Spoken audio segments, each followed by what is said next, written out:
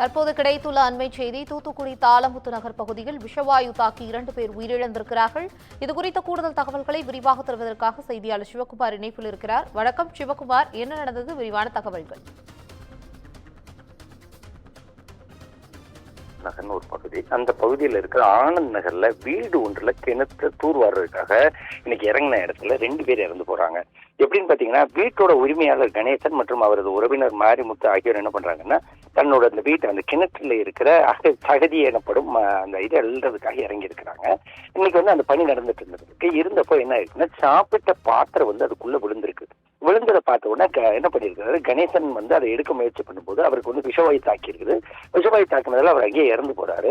அவர் இறந்து போனது தெரியாத அவரது உறவினர் மாரிமுத்து அவரை காப்பாற்றும் பொருட்டு என்ன பண்ணாரு, அவரும் உள்ள இறங்குறாரு. உள்ள இறங்கும்போது இருவருமே விஷவாயு தாக்கி இறந்துடுறாங்க.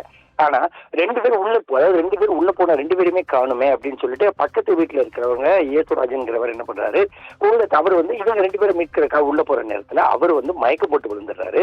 அதே மாதிரி பாத்தீங்கன்னா, இன்னொரு நபர் ராஜ் அப்படிங்கிறவர் என்னன்னு பாக்குறாருன்னா, இதை காப்பாற்ற உள்ள 3 பேருமே அது என்னாச்சுன்னு தெரியலையேன்னு சொல்லி எட்டி பாக்குறது. 4வதா உள்ள போன ராஜ் அப்படிங்கிறவரும் மயக்கம் போட்டு கீழே விழுந்துடுறாரு.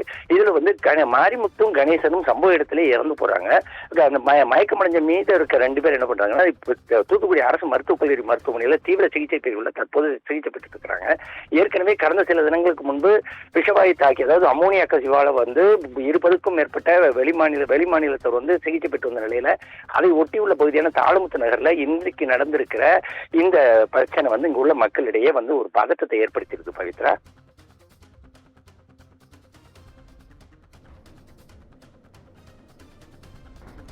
தற்போதைய தகவலுக்கு நன்றி சிவகுமார்.